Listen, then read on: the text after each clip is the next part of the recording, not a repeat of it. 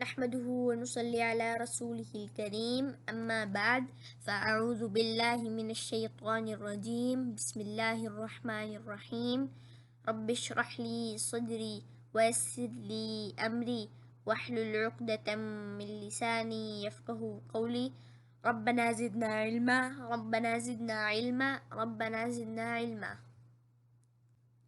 آج ہم سورہ فاتحہ کی آیت نمبر 2 سے آیت نمبر 5 تک پڑھیں گے انشاءاللہ تعالی۔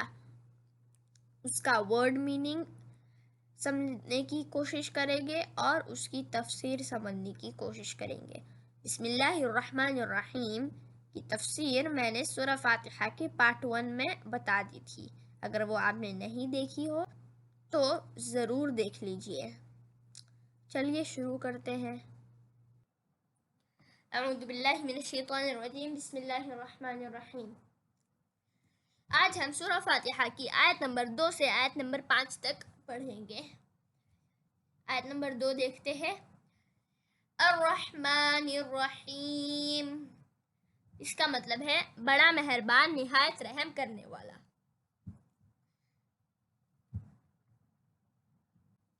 یہ کوالٹیز اللہ کی ہم نے بسم اللہ الرحمن الرحیم میں پڑھ لی تھی سورہ الفاتحہ کے پارٹ 1 میں۔ آیت نمبر 3 دیکھتے ہیں۔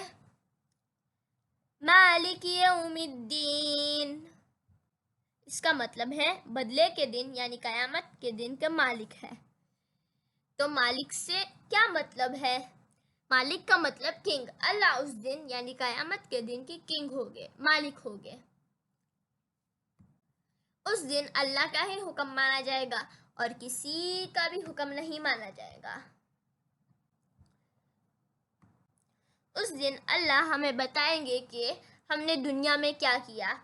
جن لوگوں نے اللہ کے حکم کے مطابق دنیا میں کام کیے ہوگے، اللہ ان کو اپنے رحم سے معاف کر دیں گے اور انہیں جنت میں داخل کریں گے۔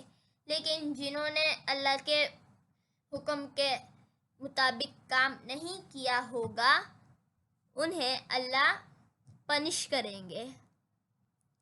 تو اسی لیے ہمیں اللہ سے اپنے گناہوں کی معافی مانگتے رہنی چاہیے اور کوشش کرنی چاہیے کہ وہ گناہ واپس نہ ہو، اور پھر ہمیں اللہ سے امید رکھنی چاہیے کہ اللہ ہمیں اس دن اپنا رحم نصیب کرنا، اور ساتھ ہی ساتھ ہمیں اللہ سے دعا بھی کرنی چاہیے کہ اے اللہ ہمیں اپنا رحم نصیب کرنا قیامت والے دن۔ اب آیت نمبر 5 کو دیکھتے ہیں، 4 کو دیکھتے ہیں۔ ایاک نعبد و ایاک نستعین، اس کا مطلب ہے ہم صرف آپ کی ہی عبادت کرتے ہیں اور صرف آپ ہی سے مدد چاہتے ہیں۔ اس سے پہلے تک ہم نے اللہ کی تعریف بیان کی، لیکن اب یہ ہماری طرف ٹرن ہو گیا ہے۔ ہم اس میں اللہ سے کہہ رہے ہیں کہ ہم اللہ کی ہی عبادت کرتے ہیں اور اللہ سے ہی مدد مانگتے ہیں، کیونکہ وہی ہے جو ہماری دعا کا جواب دے سکتا ہے۔ اور یہ خوشی ہے مومن کے لیے۔ ہماری خوشی اس میں ہے کہ ہم جانتے ہیں کہ ہم اللہ سے مانگ سکتے ہیں۔ ہماری خوشی اللہ کی عبادت میں ہے اور اس کی مدد مانگنے میں ہے، کیونکہ اگر ہم اللہ کے سوائے کسی کو سے بھی مانگیں گے تو وہ ہمیں ہیلپ نہیں کر سکتے۔ مے بی وہ ہمیں چھوٹا سا ٹیمپرری سولوشن دے سکتے ہیں، لیکن وہ جو ہمیں چھوٹا سا ٹیمپرری سولوشن دے سکیں گے وہ بھی اللہ کی طرف سے ہی ہوگا۔ کوئی بھی ہمیں ہیلپ نہیں کر سکتا جیسے اللہ ہمیں ہیلپ کر سکتے ہیں، کیونکہ سب پاور اللہ کے پاس ہی ہے اور اللہ سب چیز کو کنٹرول کر سکتے ہیں۔ اور جب آپ کسی کو ہیلپ کے لیے پوچھیں گے تو وہ شاید دیکھے کہ ہم نے کیا کیا، وہ ہماری کمیاں دیکھے اور پھر ہماری ہیلپ نہیں کریں گے۔ لیکن جب ہم اللہ سے مانگتے ہیں تو اللہ ہمیں دیتے ہی جاتے ہیں۔ اس کا مطلب ہے کہ اللہ کے سوا کسی کے پاس بھی پاور نہیں ہے کہ وہ ہمیں کچھ دے سکے۔ اور ہم اس آیت میں کس طرح اللہ سے مدد مانگتے ہیں، چلیے اگلی آیت میں دیکھتے ہیں۔ اہدنا الصراط المستقیم، اس کا مطلب ہے ہمیں سیدھی اور سچی راہ دکھا۔